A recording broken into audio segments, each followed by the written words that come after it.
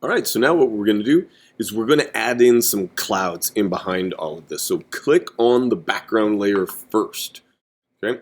And we need to pick a color. Now, the color that we can pick is down here on the bottom left.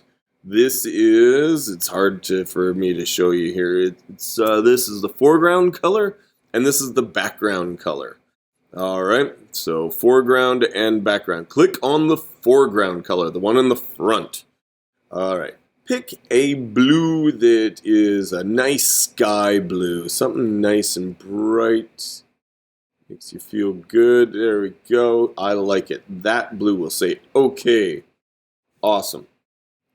And the next thing that we are going to do is we're going to make a new layer. So down here on the bottom is this little plus sign right here. If you hover over it, create new layer. Click on it, and you'll see that because we clicked on the background layer, it appears up above what we clicked on. All right, double click on the word layer on the text, and we're going to type clouds. Nice.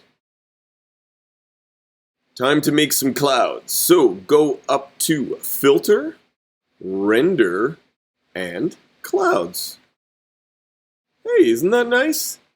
I actually use this more often than you'd think. Hold down the Option key or the Alt key on a Windows and click on this guy to solo it. And you can see what we've done. We've created all these clouds. Now, it isn't just, pretty blue clouds that you would use this for. You can also use this to create fog or smoke, all sorts of things. And you can change obviously the color. Right now we've added blue and everything, but you can change this, or you can make it really very diffuse by making it large. You can change the type of clouds that you're going to have.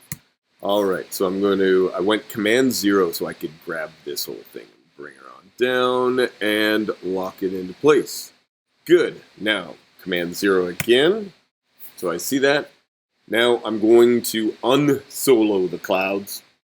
Hold down the Option key, Alt for Windows, and click on the eye. Boom, I get all of them back. Now you may or may not, at this point, have to click on the little check mark up there at the top in order to say yeah, because you've changed the clouds, the shape of the clouds layer. So if that's the case, you either hit the check mark or hit return or enter, and there it is. Please save what you've got.